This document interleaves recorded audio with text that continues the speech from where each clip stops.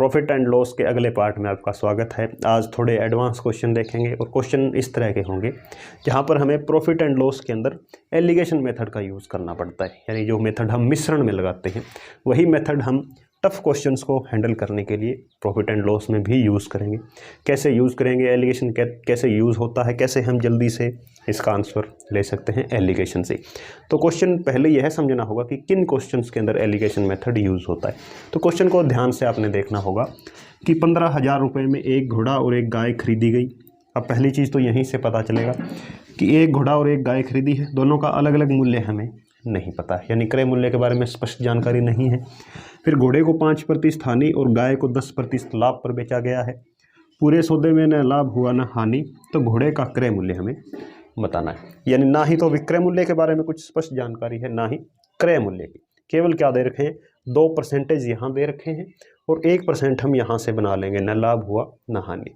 तो allegation method ऐसे सवालों के अंदर स्पष्ट रूप से लागू होता है। एलिगेशन मेथड अब कैसे लगाएंगे? सबसे पहले एक तरफ तो हम लिखेंगे हॉर्स, दूसरी तरफ काऊ, यानी घोड़ा और गाय खरीदी है। उसके बाद घोड़े को 5% हानि। एलिगेशन का एक नियम होता है कि जो भी टर्म हम लिखेंगे, चाहे हानि हानि में लिखें तो सारा कुछ हमें हानि में बदलना होगा। जब हम प्रॉफिट में लाभ में बदलते हैं तो सभी टर्म्स हमें लाभ में बदलनी होगी। तो यहाँ एक हानि है, एक लाभ है। तो 5% हानि को मैं ऐसे लिख सकता हूँ -5% का लाभ। यानी आपको कहे कि 100 की वस्तु आप -5% लाभ पर बेचो, तो हम क्या करेंगे, 100 में से -5% घटा देंगे, या -5% लाभ का मतलब प्लस के 5% हानि होती है। एक तरीका तो ये है। इसी का एक और मेथड भी आपको बताएंगे। तो ये हो गया -5% प्रॉफिट, और गाय है 10% लाभ पर, तो इसे हम सीधा 10% ही लिख लेंगे। यहाँ बीच में जो टर्म लिखी जाती है वह होती है ओवरऑल, कि दोनों को बेचकर क्या मिला है। क्वेश्चन में कह रहा है कि न लाभ हुआ न हानि, तो सीधा कहेंगे कि 0%, ना ही प्रॉफिट है ना ही लॉस है। तो इतना काम आप समझ गए होंगे। उसके बाद अगला स्टेप क्या होता है, हमें इनका तिरछा अंतर लेना होता है। तो 0 और -5 के बीच कितना अंतर है, -5 का। 10 और 0 के बीच कितना अंतर है, 10 का। ये जो नीचे आते हैं ये किस में होते हैं, ये होते हैं अनुपात में। किसके? कॉस्ट प्राइस के। तो अनुपात फिर से हम यदि इसको बनाएं, सॉरी यहाँ पर हमें केवल अंतर लेना होगा, साइन नहीं लेना। तो 5 पर काटें 2 और 5 एकम 5, यानी क्रय मूल्य आ गया सीधा घोड़े और गाय का। ये क्रय मूल्य 2 और 1 के अनुपात में। अब हम डायरेक्ट क्या करेंगे, इस 15,000 रुपये को 2:1 के अनुपात में बांट सकते हैं। हमें घोड़े का पूछा है, घोड़े का यूनिट कितना है, 2 है। तो 15,000 टोटल खरीदा है गाय और घोड़े को मिलाकर। लेकिन जब हम यूनिट में देखें तो 2 और 1 3 यूनिट में खरीदा है, और केवल घोड़े का निकालना है तो 2 से गुणा कर दें, क्योंकि यहाँ से 1 यूनिट की वैल्यू हमें मिल जाएगी। तो 3 5 15,000, 15,000 दूने 3 5 5 दूने, तो 10,000 रुपये ये घोड़े का क्रय मूल्य है। गाय का पूछे तो 1 से गुणा कर दें तो वो 5,000 आ जाए। एक तो ये तरीका था जो कि एलिगेशन के अंदर हम ज़्यादातर यूज़ करते हैं। अब ये चीज़ अगर आपको माइनस वाली समझ नहीं आ रही, तब हम एक और तरीका लगाएंगे, वो भी एलिगेशन का ही होगा। उसमें क्या करेंगे हम कि हॉर्स और काऊ। पहला है कि घोड़े को 5% हानि, तो कितनी वैल्यू हमने ली है, 5% हानि मतलब 5% हमने छोड़ दिया, लेकिन 95% वैल्यू तो हमने फिर भी ली है। और इसी तरह गाय के लिए 10% लाभ है, यानी 100 से क्या हो जाएगा, ये 110%। यानी अब हमें वैल्यूज़ ले लेनी होगी, मूल्य कितना हम ले रहे हैं। फिर ओवरऑल कहता है न लाभ हुआ है न हानि, यानी अगर CP 100 था तो SP भी कितना 100% ही रहा, उसमें कुछ परिवर्तन नहीं होगा। फिर से हम तिरछा अंतर ले लेंगे, तो 5 और इधर 10, फिर से 2:1, यानी यही चीज़ है। तो 2 रूप हो गए, जो आपको अच्छा लगे वो आप समझकर क्वेश्चन कर सकते हैं। तो इस तरह एलिगेशन मेथड हमें जल्दी से आंसर लाने में सहायता करता है जब हमें ज़्यादा कोई वैल्यूज़ नहीं दी है। तो सीधा हमने परसेंटेज का यूज़ करते हुए ही क्वेश्चन को सोल्व कर लिया। तो थोड़े और क्वेश्चन देखेंगे अब। इसी टाइप में अगला प्रश्न है कि एक मोबाइल और एक टीवी 25,000 रुपये में खरीदे गए। मोबाइल को 15% लाभ और टीवी को 10% हानि पर बेचा गया। पूरे सौदे में 5% का लाभ हुआ तो टीवी का क्रय मूल्य बताएं। तो पहचान कैसे होगी कि हम एलिगेशन मेथड कैसे लगाएंगे, तो एक बार फिर से देखें। तो मोबाइल और टीवी, इनका एक तो अलग अलग क्रय मूल्य हमें नहीं पता है। दूसरा, फिर जब बेच रहा है तो यह कहा है कि केवल 5% की हानि हुई है। विक्रय मूल्य के बारे में भी स्पष्ट जानकारी नहीं है कि दोनों को कितने कितने रुपए में बेचा है। तो क्रय मूल्य विक्रय मूल्य दोनों के बारे में जब जानकारी नहीं हो, केवल परसेंटेज दे रखे हों, प्रॉफिट लॉस और ओवरऑल परसेंटेज, तो हम डायरेक्ट एलिगेशन मेथड यूज़ कर सकते हैं, वही करेंगे। तो कैसे होगा, मोबाइल लिखेंगे एक तरफ, दूसरी तरफ हो जाएगा टीवी। मोबाइल को 15% लाभ पर बेचा है, हमें केवल लागत लेनी होगी, यानी उसका जो क्रय मूल्य जो भी रहा होगा वो अपने आप में 100% रहा होगा, उस पर 15% का लाभ हो गया, यानी मोबाइल बिका है 115% वैल्यू के साथ, और टीवी 10% हानि, यानी टीवी के लिए हम अब क्या लेंगे, 10% हानि, तो 100 में से 10 घटा देंगे। फिर ओवरऑल कहता है 5%, पूरे सौदे में 5% का लाभ हुआ है, उसको भी हमें 100 के साथ कंपेयर करना होगा, यानी दोनों का क्रय मूल्य 25,000 रुपये है, ये अपने आप में 100% वैल्यू है, लेकिन जब विक्रय मूल्य लिया तो वो 5% ज़्यादा हो गया, तो वो हो जाएगा 105%। अगला काम करते हैं, हम तिरछा अंतर ढूंढते हैं। 115 और 105 के बीच हम जानते हैं 10% का अंतर है, जबकि 90 और 105 के बीच 15% का अंतर है। परसेंट से परसेंट कैंसिल हो जाएगा। ये जो वैल्यू आती है नीचे वाली, ये किस में होती है, ये कॉस्ट प्राइस की यूनिट होती है, यानी इसका हमें अनुपात ले लेना होगा।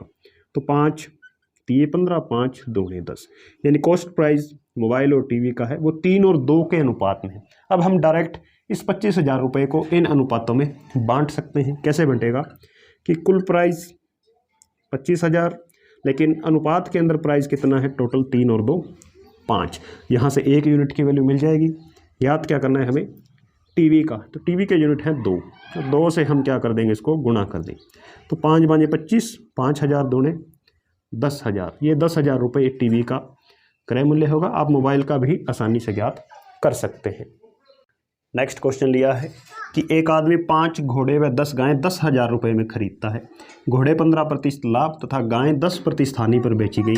इस प्रक्रिया में व्यक्ति को 375 रुपये का लाभ होता है। गाय का क्रय मूल्य बताएं। यानी क्वेश्चन में क्या चेंजिंग की है कि लाभ जो दिया है वो अब की बार रुपयों में दे दिया है, पीछे वाले क्वेश्चन के अंदर यहाँ प्रतिशत में दे रखा होता था। तो पहला काम यही करेंगे, इस 375 को हम परसेंटेज में कन्वर्ट कर लेंगे, यानी 375 का लाभ हो रहा है। लाभ किस पर होता है, कॉस्ट प्राइस पर होता है। कॉस्ट प्राइस कितना है दोनों का, 10,000 रुपये। प्रतिशत बनाने के लिए हम क्या करते हैं, 100 से गुणा कर देते हैं, तो 2 जीरो लग जाएगी, यानी 2 के बाद पॉइंट, तो 3.75%, ये उसे प्रॉफिट हुआ है। अब हम एलिगेशन मेथड डायरेक्ट लगा सकते हैं। उसमें हम क्या करते हैं, पहले घोड़ा है तो हॉर्स, और इस तरफ हो जाएगी काउज, तो 15% लाभ, यानी हमने 100% की जगह 15% एक्स्ट्रा ले लिया है, यानी हमने 115% वैल्यू लेंगे यहाँ पर। और गाय के लिए 10% हानि है, यानी 100 वाली चीज़ हमने 90 में ही दी है हानि सहते हुए, तो वो वैल्यू हो जाएगी 90%। ओवरऑल क्या है, 3.75% का लाभ है, यानी 100 पर कितनी वृद्धि हुई है, 3.75 की, तो ये हो जाएगा 103.75%। अगला काम हम क्या करते हैं, इनका तिरछा अंतर लेते हैं। तो 115 और 103.75, यानी 115 में से हम ये माइनस कर देंगे, तो ये आएगा हमारे पास, यानी 12 और 3 15, 11.25 आएगा। और इनके बीच अंतर है, यानी 90 और 10 के ऊपर है 3 और है 13.75। ये जो नीचे जो 2 वैल्यू आती हैं ये हमेशा किस में होती हैं, यूनिट में होती हैं, यानी इनका हमें रेशो लेना होगा। और ये होती किसकी है, यूनिट, कॉस्ट प्राइस की यूनिट होती हैं। तो रेशो बनाने के लिए पहले तो पॉइंट से पॉइंट उठ जाएगा, क्योंकि 2 अंक हैं। 25 पर काटें तो 125 पर कटेगा, 125 निम्न होते हैं और ये होते हैं 11, यानी 11 और 9 के अनुपात में हमें अब डायरेक्ट इस 10,000 रुपये को बांट लेना है। तो हमें बताना है गाय का क्रय मूल्य। तो टोटल उसने रुपए शुरू में कितने खर्चे थे, 10,000 रुपये, उसी में खरीदे थे 5 घोड़े 10 गाय, लेकिन जब यूनिट में बात आई तो कितना हो गया उनका मूल्य, 11 और 9 जोड़कर 20। यहाँ से जब 20 से इसको डिवाइड करेंगे तो 1 यूनिट की वैल्यू हमें मिलेगी। हमें बताना है गाय का क्रय मूल्य। गाय की यूनिट कितनी है, यहाँ पर 9 है, तो 9 से हो गया गुणा, 0 से 0 कैंसिल, 2 से कटेगा 500 पर, 500 निम्न हो जाएगा 4500। ये 4500 रुपये क्रय मूल्य है, लेकिन ये आया किसका है? ये आया है 10 गायों के लिए, क्योंकि हमने शुरू में 5 घोड़े और 10 गाय उनका इकट्ठा मूल्य लेकर चल रहे हैं। तो 4500 रुपये ये है 10 गाय का, एक गाय का क्या हो जाएगा? 450 रुपये। इसी लैंग्वेज में अगला प्रश्न कि एक व्यापारी 36,000 रुपये में 2 वस्तु खरीद कर 42,480 में बेच देता है। पहली पर 15% लाभ और दूसरी पर 24% लाभ होता है। दोनों का क्रय मूल्य अलग अलग हमें ज्ञात करना है। तो पहला काम हम क्या करते हैं कि पहली का लाभ दे दिया, दूसरी का लाभ दे दिया। अब हमें ओवरऑल देखना है कि पूरे सौदे के अंदर क्या हुआ है। तो सौदे में हम देख रहे हैं कि 36,000 से 42,000 विक्रय मूल्य कितना बढ़ गया है। तो इसमें से जब ये माइनस करेंगे तो 6,480 रुपये का उसे लाभ हुआ है। हमें चाहिए प्रतिशत के अंदर। प्रतिशत बनाने के लिए हम किस पर चलेंगे? कॉस्ट प्राइस पर। तो 36,000 आएगा नीचे, 100 से हम कर देंगे गुणा। तो 100 से 100, ये 2 0 कैंसिल हो गई, ये इससे कैंसिल हो गई। 6 पर जब काटें 6, ये हो जाएगा 108, 18 छिक्के 108, तो 18% उसे ओवरऑल प्रॉफिट होता है। अब हम एलिगेशन मेथड लगा सकते हैं, क्योंकि तीनों प्रतिशत हमारे पास आ गए हैं। तो पहली वस्तु, इधर दूसरी वस्तु। पहली वस्तु पर लाभ कितना है? 15%, तो 15% लाभ लिख लिया। दूसरी पर 24% है, 24% लाभ लिख लिया। ओवरऑल 18% वो आता है बीच में। अब तिरछांतर ढूंढेंगे। 15 से 18 3 का अंतर है, 24 और 18 6 का अंतर है। प्रतिशत से प्रतिशत कट जाएगा। ये जो नीचे आई हैं वैल्यूज़, ये किस में होती हैं? यूनिट में और रेशो में होती। तो 3 पर काटें दोनों को, 2 1। ये किसके यूनिट होते हैं? कॉस्ट प्राइस के। यानी जो 36,000 रुपये में जो दोनों वस्तुएं खरीदी थी, उनका मूल्य था, इस अनुपात में था दोनों का। तो 2 और 1, दोनों का ही क्रय मूल्य बताना है। तो 36,000 ये तो उसने कुल रुपए अदा किए। यूनिट में प्राइस कितना है? 2 और 1 3, यानी 3 से भाग कर देंगे तो 1 यूनिट की वैल्यू हमें मिल जाएगी। और पहले 2 से गुणा कर लेते हैं।